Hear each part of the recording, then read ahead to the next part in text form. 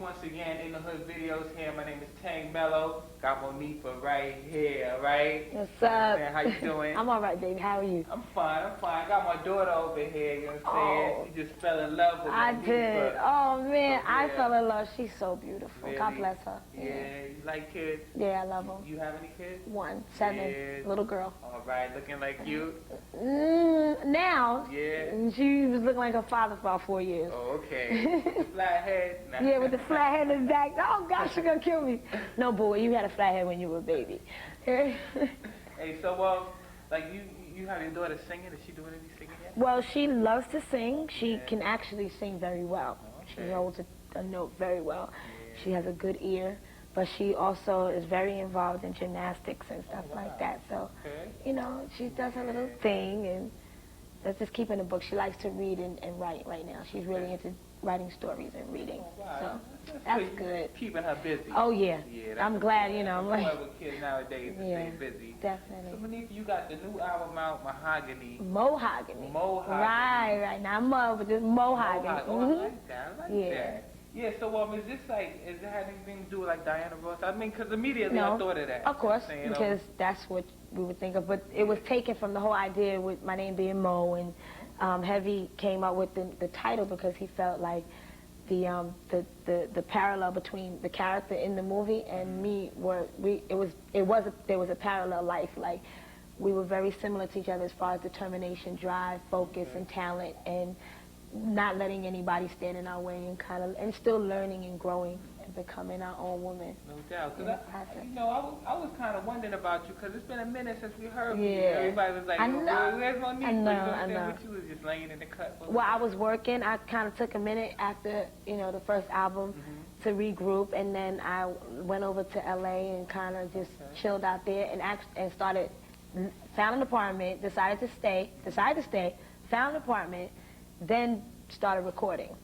Decided to just record out there.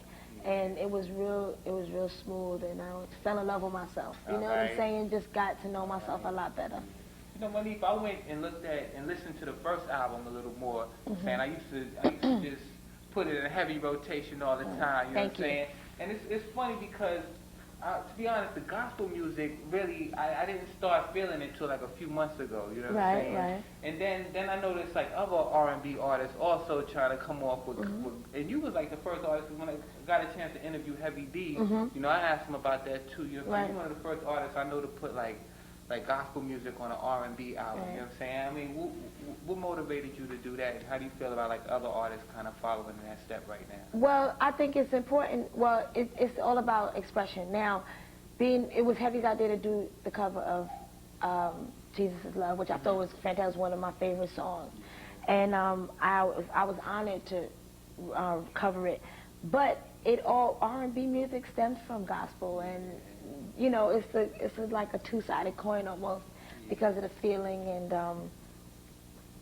so it's not foreign to do that. And I think that, especially now in this day and age, it doesn't hurt to have a little bit of the good word, and all of that other stuff. And exactly, in our entertainment, it doesn't hurt to speak the good word, and to spiritually uplift our people and to people's ears, whoever listens to our music.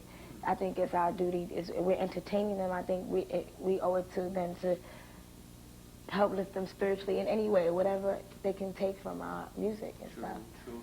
But I don't want to ask like the same questions that everybody asks Nova. If you're gonna go in the kitchen to cook a meal, what's Monifah's favorite meal? Oh man, well I'm a mashed potato fiend, all right? But I cook mashed potatoes. But I have a baked chicken that I got that I learned how to cook from a friend of mine, which is now I put my own little twist on it, and it's the bomb. I can cook. I love to cook.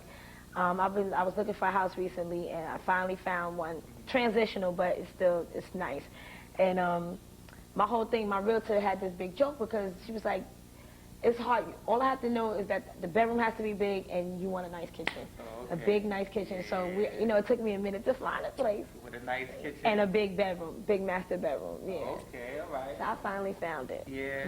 Okay, so do you like New York better or LA better right now? They're both totally different places, and they both feed something in me that I don't think I will ever go without.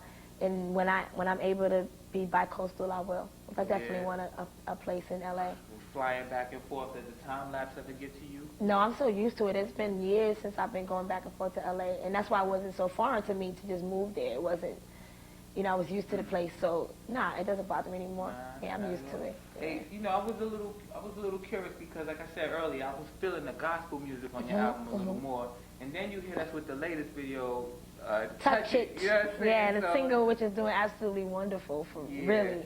It's doing really incredibly on radio. But to me, that shows like a different side of Monifah. Yeah, that's what this album is about. Yeah. It's about growth, experience, that I've experienced. So it's like a story of, it's kind of not even a story, but it depicts what what areas I've grown in between now and the last album. All right, before we kick it into a few more of your videos, can you tell us like any books that you could read or any books you might think our viewers might want to read? Yes, I would. My favorite book right now is Iyanla Vanzant's Value in the Valley, and I read a lot of self-help and spiritual books and books on spirituality because I'm really like I've been in a zone where I'm really thirsty to find my higher self and to be the best that I can be and be in tune with my God. And so I mean that's my thing. But Iyanla Vanzant is a Yoruba priestess, and she speaks so well, and she helps you kind of cipher out things. I might have to check that out. So we're going to kick it to some more Monifah videos and come right back one last time with Monifah right here.